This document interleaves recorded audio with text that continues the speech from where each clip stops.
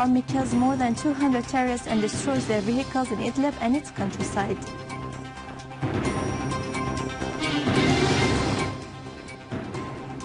Malaysian police detained 17 suspects who are preparing for terrorist attacks in the capital Kuala Lumpur. 2 of them have recently came back from Syria. A meeting between Minister of Education and representative of World Food Programme to discuss providing food at schools.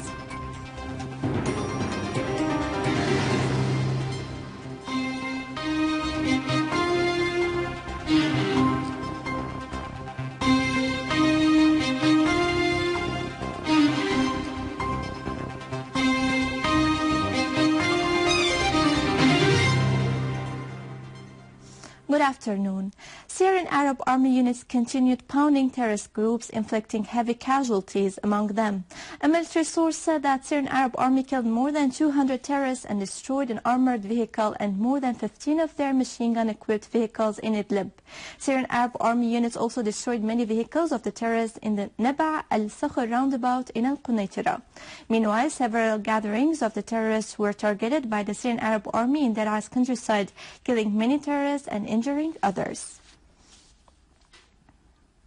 Over the past 2 days, about 2,000 people left Al Yarmouk camp, and they are now staying in shelters prepared by the Syrian government. They are equipped with all necessary requirements in the neighborhoods of Al Tadamun and Al Zahira. A number of people pointed out that they left Al Yarmouk camp through the help of the Syrian Arab Army and the Palestinian People's Committees after ISIS and Al-Nusra terrorists attacked their houses and committed crimes against residents.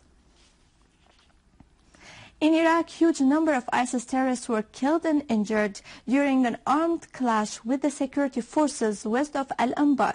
A security source said that a force belonging to border police confronted an attack by a suicidal who was driving a car bomb near the Iraqi-Saudi borders west of Anbar. The source added that a terrorist gang attacked the same force after following the previous suicidal attack, which caused the killing of many ISIS terrorists, whereas the southern areas witnessed wide military operations for freeing Al-Kermeh district amid continuous military preparations for cleansing the whole area. On the other hand, 16 security men were killed and injured during an attack made by ISIS terrorists in Biji district north of Tikrit. The Malaysian police detained 17 suspects who are preparing for terrorist attacks in the capital, Kuala Lumpur. 2 of them have recently came back from Syria. The detention operations came after several weeks of issuing a new law in Malaysia for fighting any possible terrorist dangers, like ISIS supporters, as the new law allows putting in prison suspects without trails for a period that might reach 2 years. The Malaysian authorities expressed concerns for several times from the danger represented by ISIS, which recruits members, especially in the west-eastern parts of Asia, to join their ranks in Syria and Iraq. The Malaysian authorities suspended in January 120 persons who are making contracts with ISIS, as 67 of them have left to Syria and Iraq to join ISIS ranks, and 5 of them have been killed. The second round of the Syrian-Syrian consultative meeting had kicked off today in Moscow with the participation of the delegation of the Syrian Arab Republic, headed by Dr. Bashar al-Jafari, and representative of the opposition, aiming to reaching a political solution for the crisis in Syria.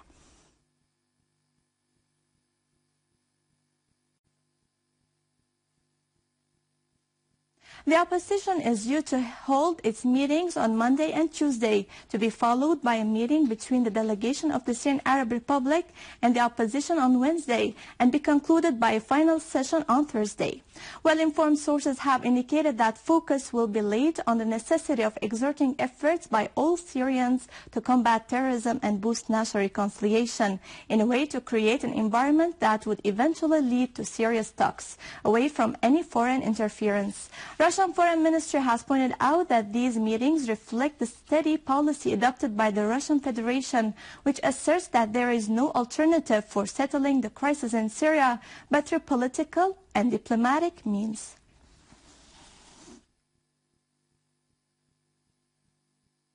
U.S. President Barack Obama has said that the grievous danger threatening the Gulf states is not a possible attack by Iran, rather the anger and discontent in their own countries by their citizens, especially the young men and the jobless people who think that there is no political solution for their problems and the injustice inflicted on them. In an interview with the New York Times newspaper conducted by Thomas Friedman, Obama added that he would be discussing with the leaders of the Gulf states during the meeting which will be held in Camp David Resort this spring how to build more efficient defense capabilities and to assure them that the U.S. would continue supporting them, adding that this would ease their worries regarding the nuclear agreement with Iran and allow them to hold fruitful dialogue with the Iranians. Turkish security forces have detained 34 army officers on the background of the case of suspending trucks owned by the Turkish intelligence that were smuggling arms to the terrorists in Syria last January. Turkish media outlets have indicated that detention campaign was launched upon a decision taken by the public prosecution in Istanbul, dominated over by Justice and Development Party. Following his discharge, Turkish General Attorney Aziz Takji has said that Adana governor did assure that those trucks were owned by the Turkish intelligence and that Erdogan himself called him back then, asking him to release these trucks to continue their way to Syria.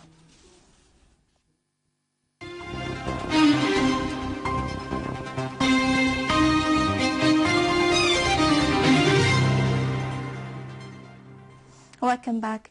Christians have celebrated this year's Easter by holding masses and prayers only due to the circumstances Syria is going through and in a sign of respect to the souls of the martyrs who have sacrificed themselves in defending the homeland. Patriarchs, bishops, and men of religion have asserted in speeches they delivered on the occasion that the Syrian Christians stand as one despite all the hardships and that they would not give up hope to see a better future in their fathers' and forefathers' homeland. They further added that Christ's resurrection is the essence and significance of Christianity as it means true life. They prayed to the Almighty God to preserve Syria, its leader, His Excellency President Bashar al-Assad, and the courageous Syrian Arab army, and to heal the wounds of the brave Syrian soldiers, calling upon the West to halt any financial or military support to the terrorists. Minister of Education Dr. Hazwan Al-Wiz has discussed with Representative and Regional Director of World Food Program, Mr. Matthew Hollingroth, the developments and issues related to implementing the project of scholastic feeding and means of expanding it. Focus was laid on the optimal means to improve the health conditions of the students at the preliminary educational level, which would be positively reflected on the students' educational level and their activity during classes.